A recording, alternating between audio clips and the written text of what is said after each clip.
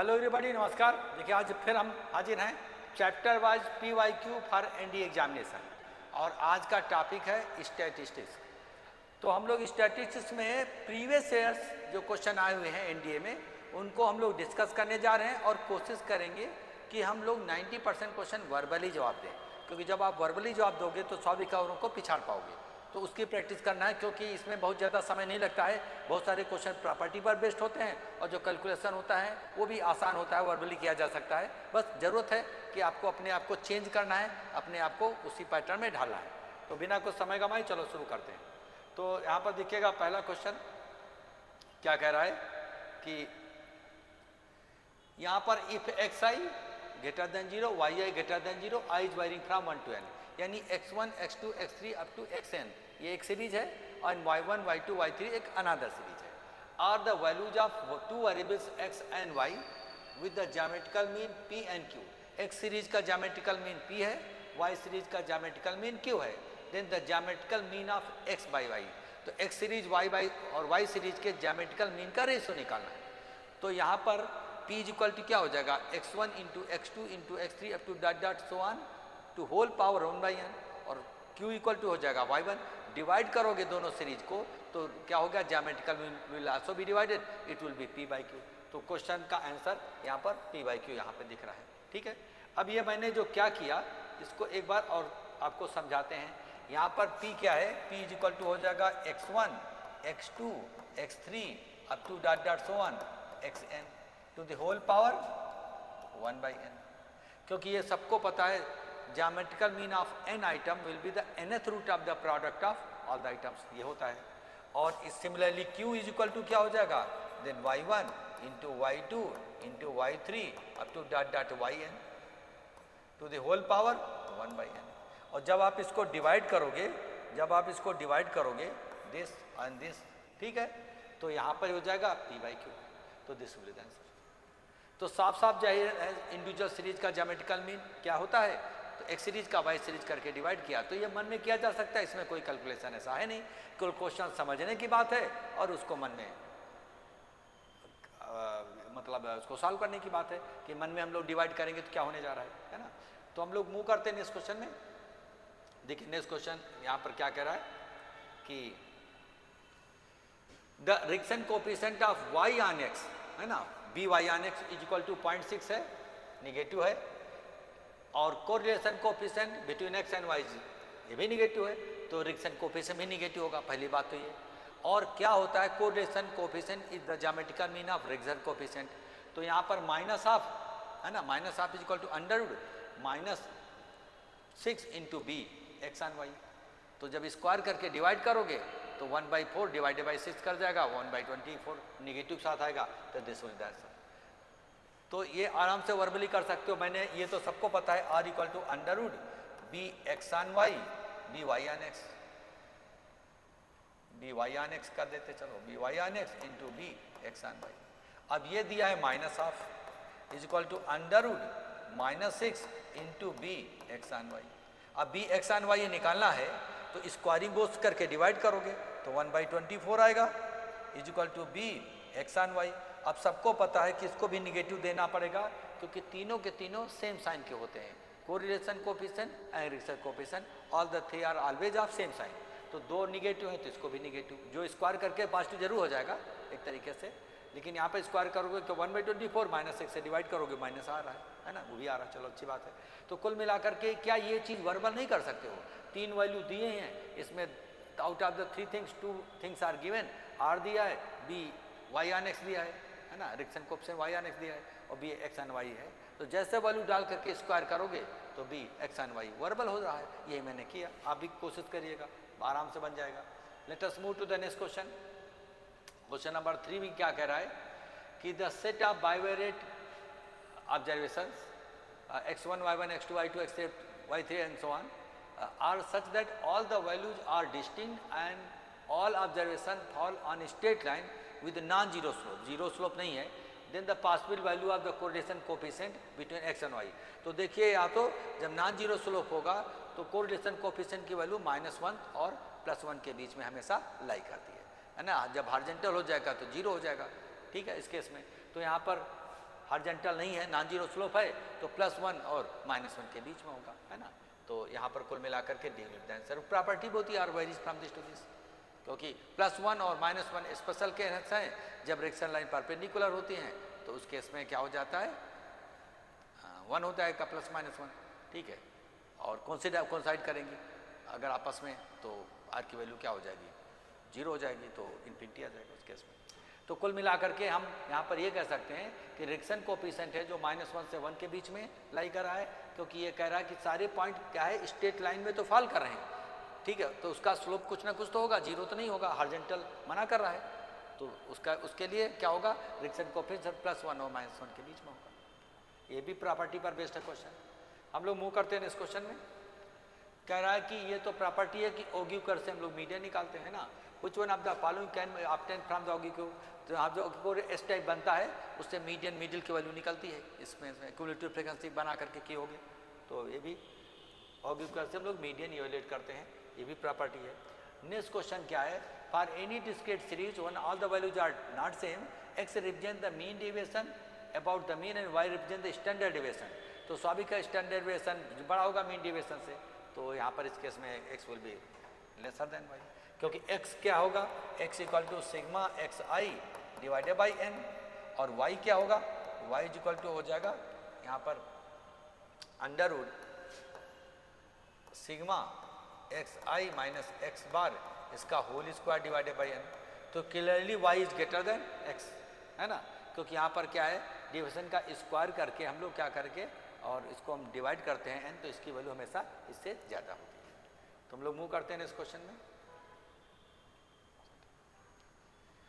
Which one of the following cases would be expect to get the negative correlation? Negative correlation क्या होता है, जब एक चीज़ बढ़े तो दूसरी करस्पॉन्डिंगली घटे उसी के इफेक्ट से, ठीक है। तो एक में कुछ चेंजेस लाने तो दूसरे में चेंजेस हो, लेकिन अपोजिट डायरेक्शन में हो। तो यहाँ पर क्या है, एज ए हस्बैंड वाइफ के दोनों एक ही डायरेक्शन में बढ़ेगा, या हस्बैंड का बढ़ेगा एज तो वाइफ का भी बढ़ेगा, तो ये तो निगेटिव होगा नहीं। शूज साइज एंड इंटेलिजेंस, उसका कोई साइज का इंटेलिजेंस से कोई रिलेशन था नहीं, इसमें तो कोरिलेशन होगा, 0 होगा इस केस में। दूसरे वाले में इसमें पॉजिटिव होगा। इसमें insurance company profits and the number of claims they have to pay, तो अगर क्या होगा, प्रॉफिट ज़्यादा होगा तभी जब क्लेम कम होगा, कम लोग क्लेम करेगा इंश्योरेंस तो प्रॉफिट ज़्यादा होगा कंपनी का, ज़्यादा लोग क्लेम करेगा तो प्रॉफिट कम होगा, तो ये अपोजिट डायरेक्शन में होगा। इसलिए यही जो है दैट विल दैट्स, क्योंकि यही नेगेटिव कोरिलेशन की बात होती है, एक बढ़ता है तो दूसरा घटता है। अगर कंपनी को ज़्यादा कमाना है तो कम लोग क्लेम करेगा, ज़्यादा लोग क्लेम कर दिया तो कंपनी का घाटा होगा या कमाएगा। हम लोग मूव करते हैं नेक्स्ट क्वेश्चन में। नेक्स्ट क्वेश्चन यहाँ पे क्या कह रहा है, correlation coefficient computed from 30 observation is 0.8, ठीक है। तो then the percentage of variation not explain by the linear reaction. तो कोएफिशिएंट डिटर्मिनेशन जो होता है ये आपको पता होगा 0.8 स्क्वायर यानी 0.64 हो जाएगा, तो इतना डिटरमाइन करोगे तो रिमेनिंग 36% कांट बी डिटरमाइंड। देखो यही होगा। तो coefficient of determination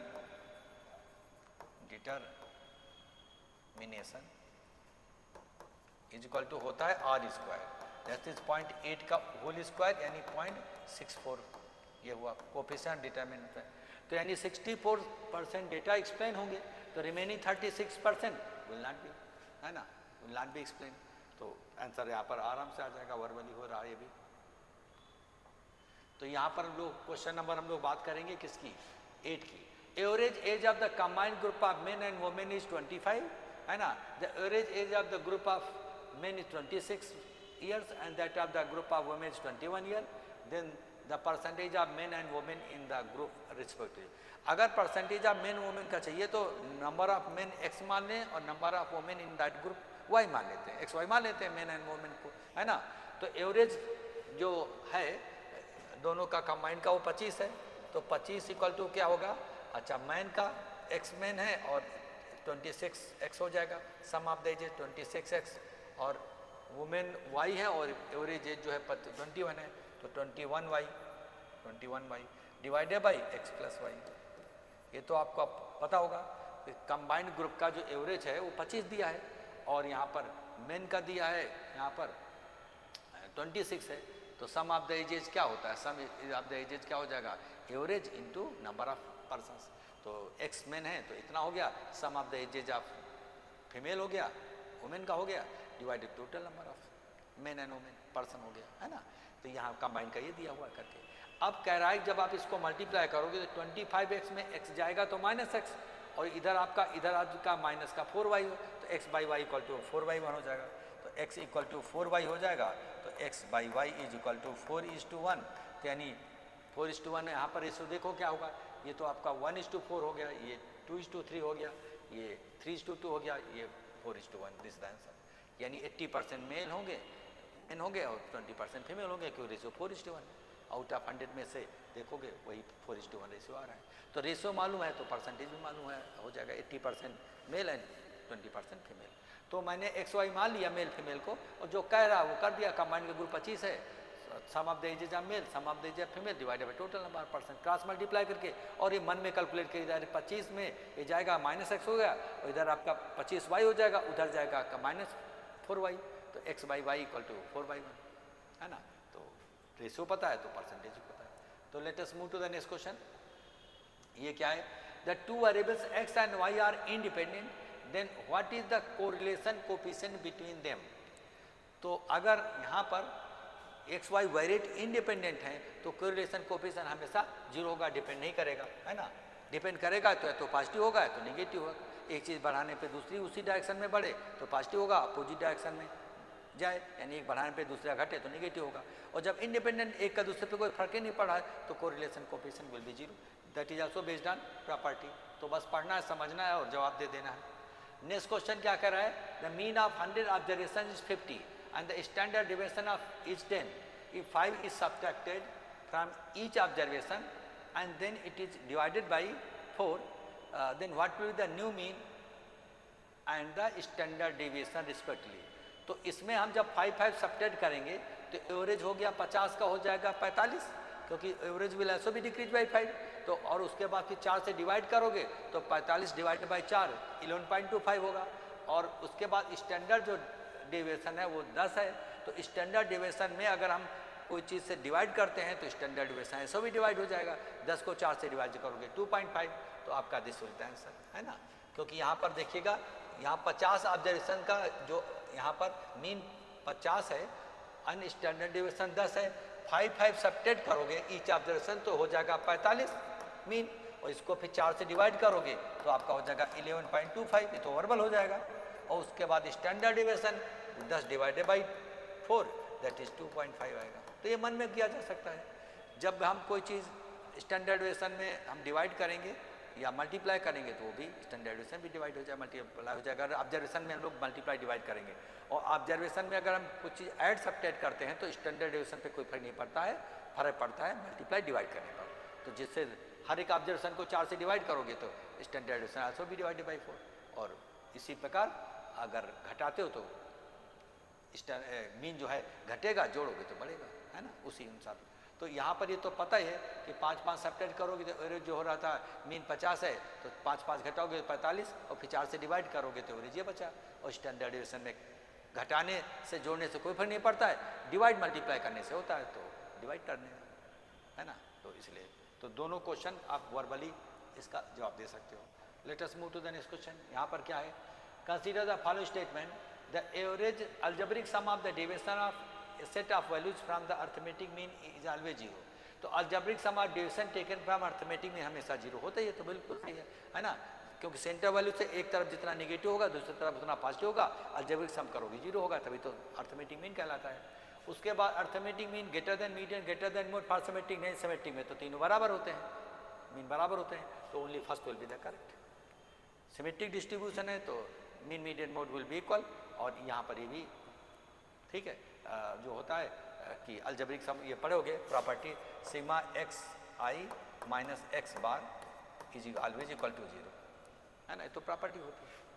late us move to the next question.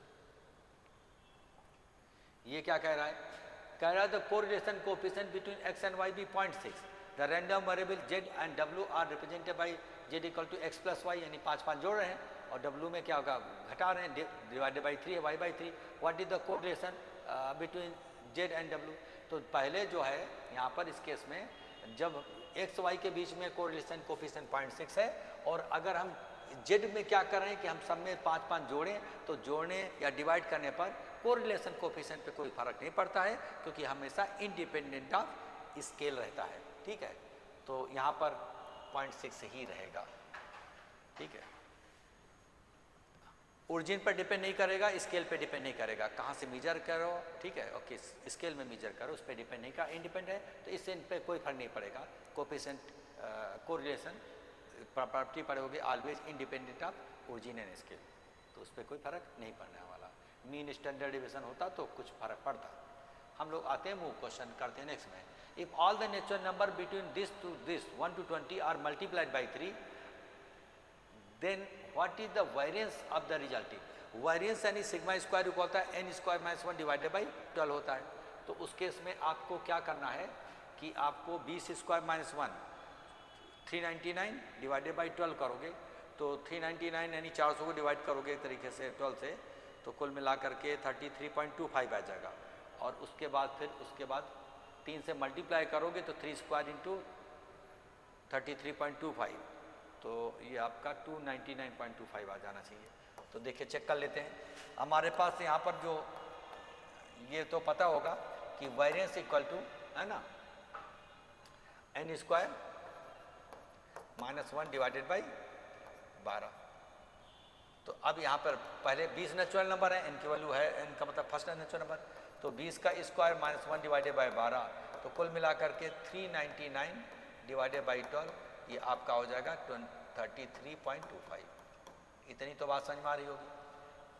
ठीक है, अब जब 3 से मल्टीप्लाई करो नया स्टैंडर्ड डिविएशन, तो इस स्टैंडर्ड डिविएशन यहाँ पर क्या हो जाएगा, जब 3 से मल्टीप्लाई करो स्टैंडर्ड डिविएशन भी 3 गुना हो जाएगा, तो वेरिएंस नया वेरिएंस न्यू वेरिएंस क्या हो जाएगा। ठीक है, तो न्यू वेरिएंस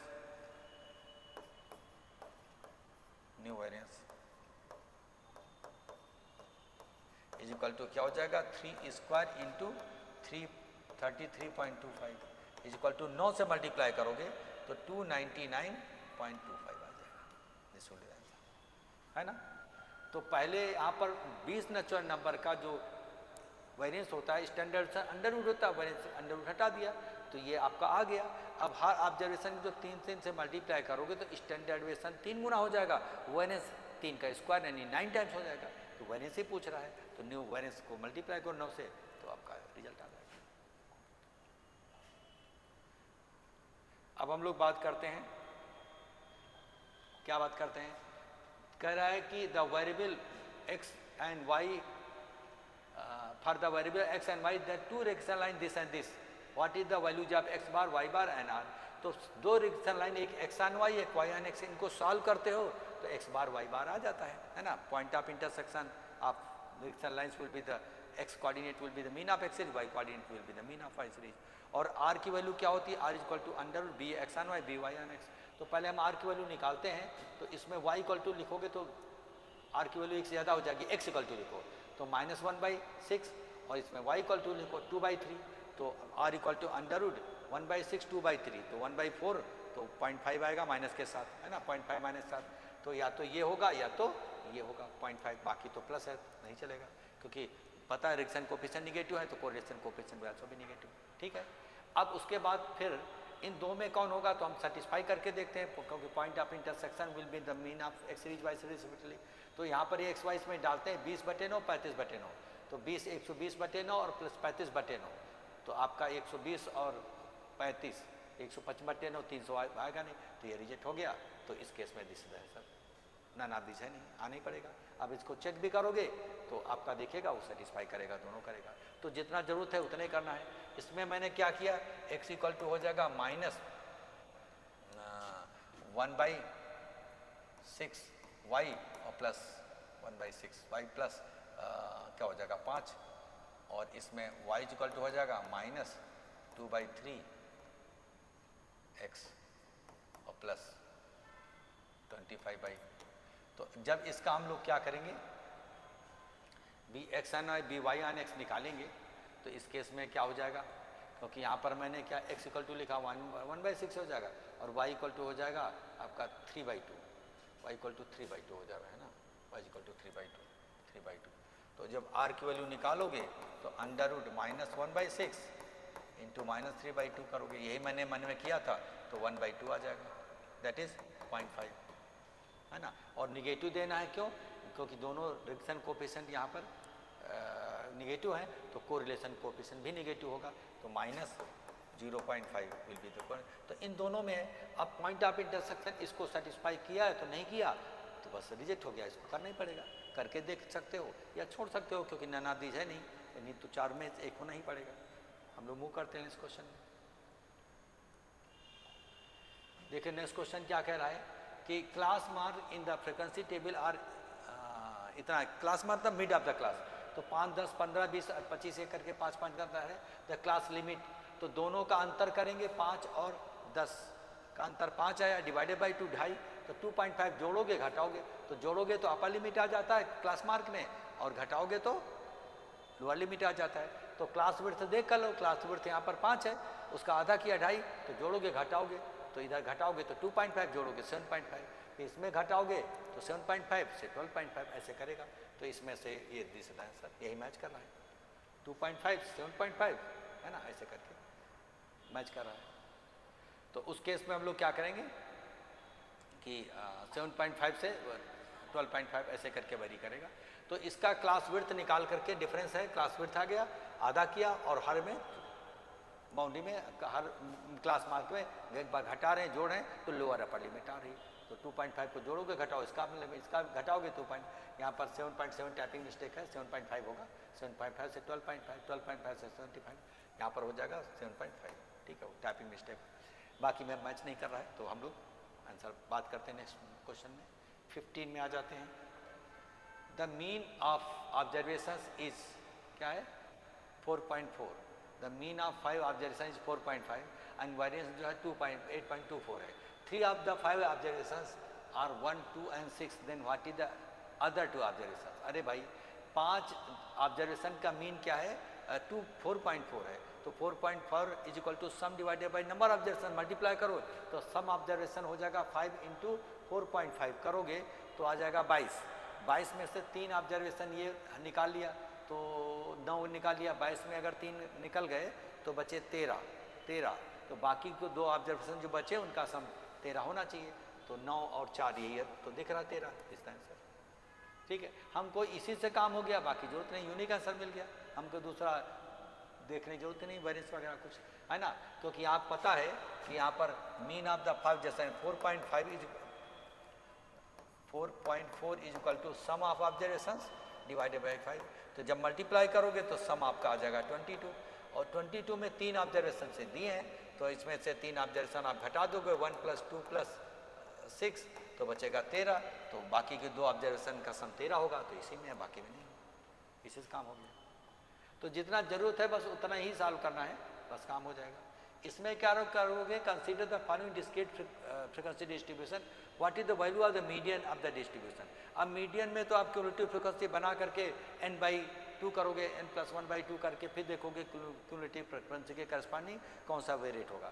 अगर हम लोग ऐसे देखें, इसमें तो उसमें टाइम लगेगा, ऐसे देखेंगे अगर हम यहाँ पर वेरिएट को हम लोग मान लो यहाँ पर मान लेते हैं 4 मान लेते हैं थोड़ी देर के लिए, तो 4 के इधर 45, 15, 60, 63 ऑब्जर्वेशन, 4 के इधर 50, 36, 86 तो 100 से ज़्यादा हो गया, तो बहुत ज़्यादा है, तो भाई 4 तो होगा नहीं। ठीक है, 4 पर हम जब इसको कर रहे हैं तो इसके इधर 50% डेटा, उधर 50% डेटा होना चाहिए, इधर तो कम है, इधर बहुत ज़्यादा है, तो 4 तो होगा नहीं। 5 में आ जाएंगे, 5 में आ जाएंगे तो इसके इधर देखो यहाँ पर जो वैल्यू आ रही, और इसके 5 के मैक्सिमम डेटा इधर होंगे, तो ये वैल्यू 5 होगी, 1 ऑब्जर्वेशन 5 होगा, this is the answer.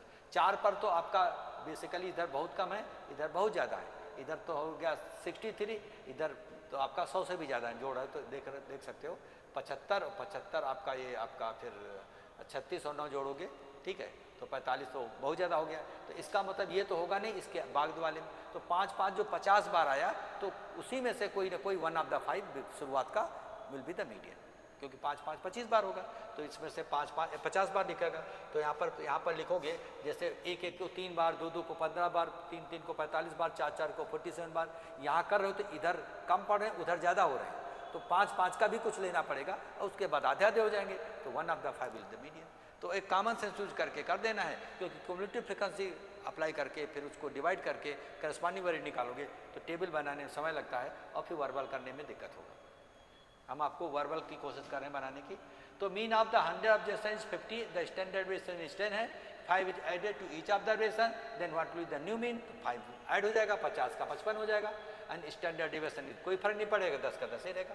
Property पर बेस्ड है कि जब ऑब्जर्वेशन में हर एक ऑब्जर्वेशन में कोई क्वांटिटी आप जोड़ते रहते हो तो उसका मीन भी ऐड हो जाएगा उतना ही, घटाओगे तो उतना ही घट जाएगा मीन, है ना। और स्टैंडर्ड डेविएशन पर कोई फर्क नहीं पड़ेगा। एडिशन सब्ट्रैक्शन में फर्क कब पड़ेगा, जब आप मल्टीप्लाई करते हो, डिवाइड करते हो। मल्टीप्लाई करोगे के से तो के टाइम्स हो जाएगा, डिवाइड करोगे तो के टाइम से डिवाइड हो जाएगा। तो ये भी प्रॉपर्टी पर बेस्ड है, इस टाइप का पहले कर भी चुके हो। Let us move to the next question. यहाँ पर क्या है, the range of the set of observations of the variable x is known to be 25, है ना। इसका कोई x वेरिएट है, उसका रेंज 25 और कह रहा y equal to 40 plus 3x यानी 3 गुना कर दिया, है ना। तो then what will the range of the set of observation, तो 3 गुना हो जाएगा, क्योंकि एडिशन 40 ऐड करने पर रेंज में कोई नहीं फर्क पड़ेगा। जब भी कोई ऑब्जर्वेशन है, एक फाइनाइट क्वांटिटी हम जोड़ जाएं तो रेंज पर कोई फर्क नहीं पड़ेगा, वही चीज़ शिफ्ट हो जाएगी, रेंज में कोई फर्क नहीं पड़ेगा। लेकिन मल्टीप्लाई करोगे तो फर्क पड़ेगा। तो 3 से मल्टीप्लाई करो, 3 गुना हो जाएगा। तो 25 का 3 गुना 75 यहाँ है ना, ये तो पता है। के से मल्टीप्लाई करो, रेंज विल आल्सो बिकम के टाइम्स, बट एडिशन सब्ट्रैक्शन पे रेंज पे कोई फर्क नहीं पड़ेगा, डिस्पर्सन पे कोई फर्क नहीं पड़ता है। तो that is also based on property की तरफ देखो और उसका जवाब दे दो। Now let us move to the next question. The v is the variance and m is the mean of the first 50 observations natural numbers, then the what is v and m square.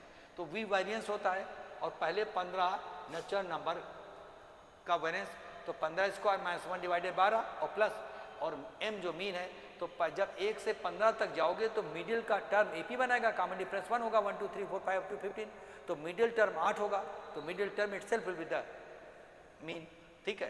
तो यहाँ पर m square यानी 64 हो जाएगा। तो कुल मिला करके यहाँ पर 224 डिवाइडेड बाई 12 और प्लस 64 विल दैट सर, क्योंकि समझ रहोगे यहाँ v प्लस m स्क्वायर का मतलब मैं कहना चाह रहा हूँ, v क्या है, पर वेरिएंस है ना। v is the variance, variance मतलब n square minus 1 divided by 12 होता है और प्लस ये मीन हो जाएगा। मीन का मतलब यहाँ पर 8 स्क्वायर। ये देखो आप लोग का जब आप लिखोगे 1 2 3 अप टू डॉट 15 तक, तो जो 8 होगा ये मिडिल टर्म होगा, आधे इधर और आधे इधर। This middle term itself is with the arithmetic mean. AP में होता पढ़ोगे प्रॉपर्टी, तो यहाँ पर जो मिडिल टर्म 8वां टर्म 8 होगा, that itself is a mean. तो यहाँ पर m जो मीन है, मीन का स्क्वायर कर दिया और ये आ जाएगा। और n की वैल्यू यहाँ पर कितनी है, पहले 15 नेचुरल नंबर में, तो यहाँ पर डालोगे तो 15 स्क्वायर माइनस 1, तो कुल मिला करके 225 में से एक कम हो गया तो 224 डिवाइडेड बाई 12 और प्लस 64, ठीक है। इसको करोगे तो अगर हम 56 डिवाइडेड बाई क्या कर सकते हैं, 3 कर सकते हैं, 4 से कट हो जाएगा प्लस 64। अब ये करीब करीब 19 के आसपास है, 1964 83 के आसपास, तो 1964 83 के आसपास देखो कौन आएगा, ये 83 के आसपास तो आएगा नहीं, 83 के आसपास आएगा नहीं, ये आपका 83 के आसपास ऐसे आ रहा है, वो भी नहीं आएगा। तो this is the answer. Actual calculate करोगे यही आएगा, क्योंकि इसकी वैल्यू इसके करस्पॉन्डिंग आ रही है। तो बहुत जगह कॉमन सेंस यूज करना है, वर्बल कैलकुलेशन करना है, बस ये छोटा छोटा फार्मूला दिमाग में रखना है। ऐसे हम लोग और भी बहुत सारा करेंगे, सेशन 2 सेशन 3 सेशन 4 में भी ऐसे प्रैक्टिस करेंगे और देखेंगे 90% क्वेश्चन वर्बली जवाब देंगे, ठीक है। कहीं कहीं थोड़ा बहुत कैलकुलेशन पेन यूज करना पड़ेगा। तो हम लोग मिलते हैं नेक्स्ट सेशन में, सेशन 2 में। बाय द टाइम इसको प्रैक्टिस करिए। Till then goodbye, thank you very much for watching this video.